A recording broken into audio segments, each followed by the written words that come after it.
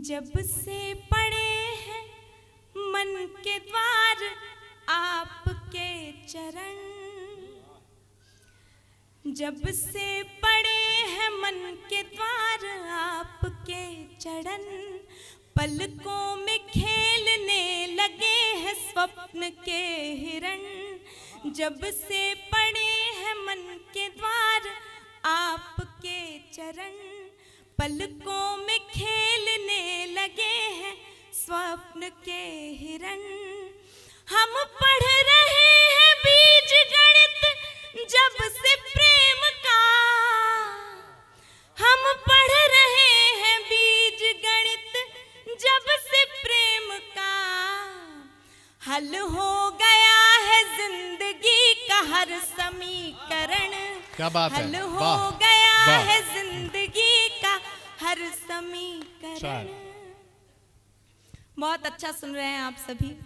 और हम कवियों के जीवन में गणित केवल इतना ही है, हम इतना ही गणित जानते हैं। हमारा हाथ गणित में थोड़ा तंग है, तो हम दिलों को जोड़ते हैं, नफरतों को घटाते हैं, खुशी को मल्टीप्लाई करते हैं और गमों का डिवीजन करते हैं। इतना ही बात है, इतना सा गणित है हमारा।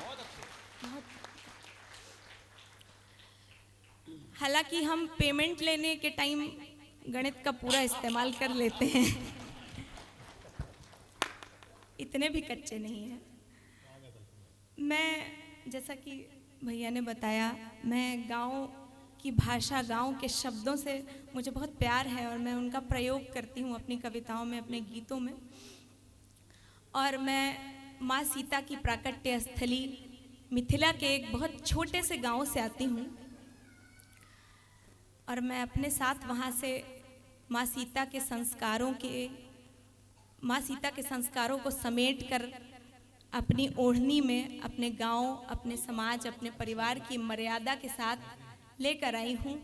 मैं वो ओढ़नी आप सभी के सामने पढ़ना चाहती हूँ।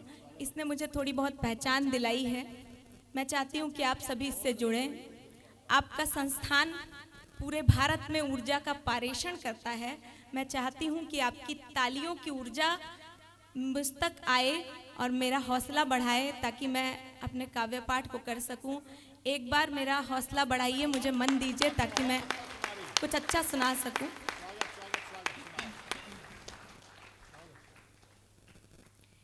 थी दूर कहीं और कहीं पास ओढ़नी, हंसती कहीं कहीं कहीं उदास ओढ़नी। थी दूर कहीं और कहीं पास ओढ़नी, हंसती कहीं कहीं कहीं उदास ओढ़नी। एक गांठ प्रेम की जो बंध गई तो फिर बनी, एक गांठ प्रेम की जो बंध गई तो फिर बनी। बनवास कभी और कभी रास ओढ़नी, बनवास कभी और कभी रास ओढ़नी। इसी कड़ी का मुक्तक है। भगवान जगन्नाथ की भूमि पर खड़ी हूँ, तो मुझे लगता है कि अगर मैं ये मुक्तक ना पढ़ूँ, ओढ़नी की इस कड़ी से आपको ना जोड़ूँ, तो मेरा काव्य पाठ थोड़ा अधूरा सा लगेगा। तो मैं ये पढ़ना चाहती हूँ और मेरा मन है, इसलिए मुझे आशा है कि आप सभी सुनेंगे भी। फीकी थी मगर अब हुई गुलाल ओढ़नी, छूकर पिया को हो गई निहाल ओढ़नी। फीकी थी मगर अब बनी गुलाल ओढ़नी, छूकर पिया को हो गई निहाल ओढ़नी।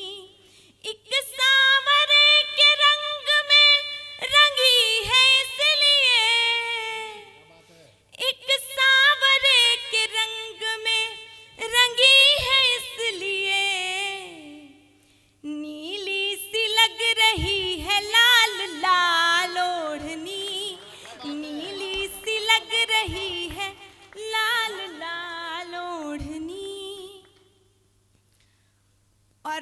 मैं मिथिला से आती हूँ, वहाँ भैरवी पूजन की परंपरा है, माँ को लाल चुनरी चढ़ाई जाती है।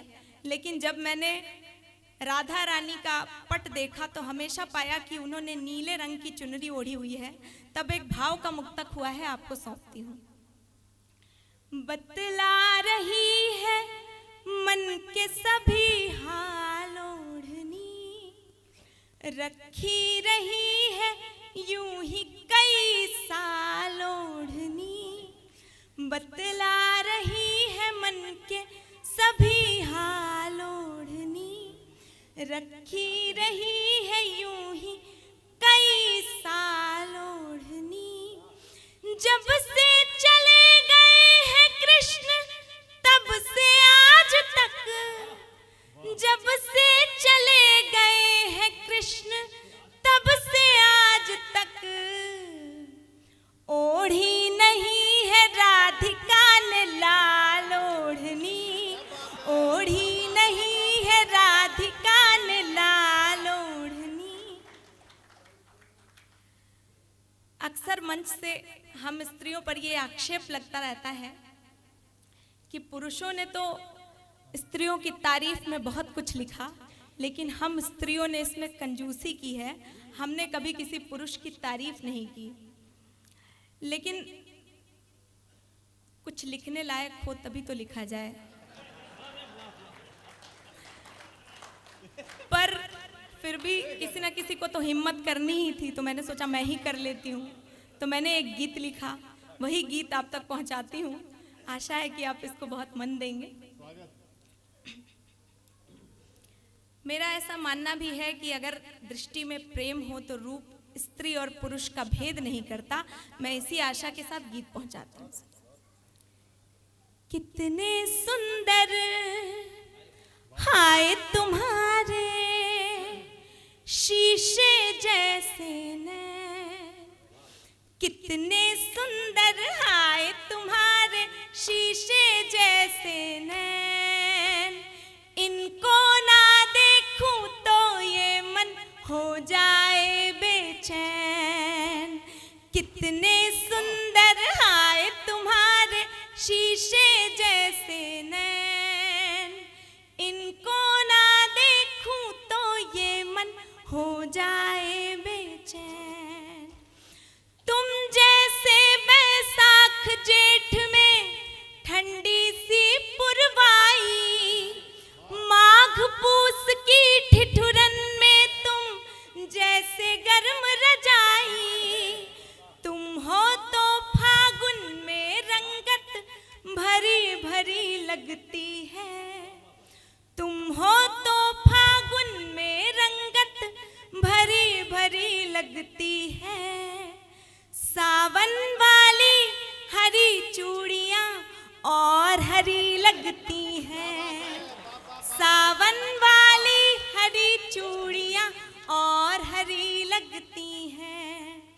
तुमसे ये दिन चमकीले हैं, सिंदूरी है रैन, तुमको ना देखूं तो ये मन हो जाए बेचैन, तुमको ना देखूं तो ये मन हो जाए बेचैन। और जिस तरह आप सभी तालियां बजा रहे हैं, उससे तो यही लगता है कि पहली बार जब कोई व्यक्ति अपनी तारीफ सुने तो वो शौक में चला जाता है। आज से मैं यही समझूंगी। लेकिन फिर भी मैं गीत का दूसरा बंद आपके बीच रखती हूँ। प्रणाम करती हूँ आपकी साहित्यिक चेतना को।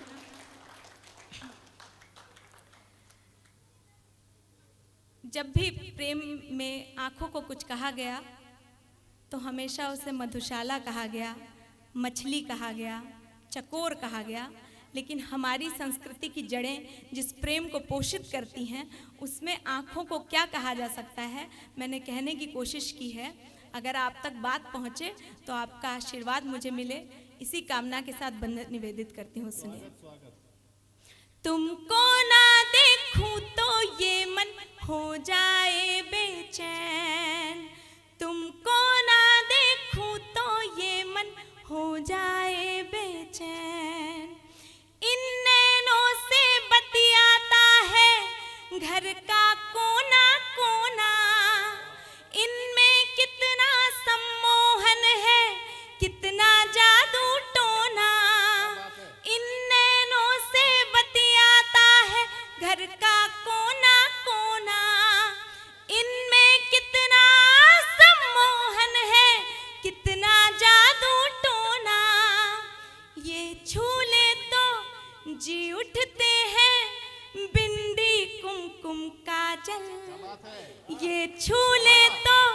जी उठते हैं बिंदी कुमकुम काजल, नैन तुम्हारे ऐसे जैसे अंजुरी में गंगा जल, नैन तुम्हारे ऐसे जैसे अंजुरी में गंगा जल, इतने पावन जितने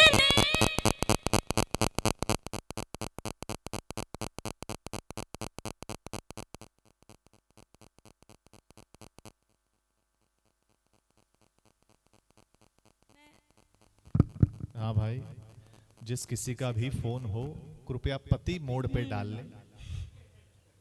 बहुत अच्छे। हाँ, बिल्कुल सही। आवाज नहीं आनी चाहिए बिल्कुल। स्वागत पढ़ती है। हूँ फिर से। इन नैनों से बतियाता है घर का कोना कोना। अगर मुझे पता रहता कि माइक बंद होने के बाद ऐसा रिएक्शन आता है तो मैं पहले ही बंद करवा देती। फिर से। अच्छा, इन नैनों से बतियाता है घर का कोना कोना, इनमें कितना सम्मोहन है, कितना जादू टोना, ये छूले तो जी उठते हैं बिंदी कुमकुम काजल, ये छूले तो जी उठते हैं बिंदी कुमकुम काजल, नैन तुम्हारे ऐसे जैसे अंजुरी में गंगा जल, इतने पावन जितने काशी वृंदावन उज्जैन, इतने पावन जितने काशी भुवनेश्वर उज्जैन, इनको ना देखूं तो ये मन हो जाए बेचैन, इनको ना देखूं तो ये मन हो जाए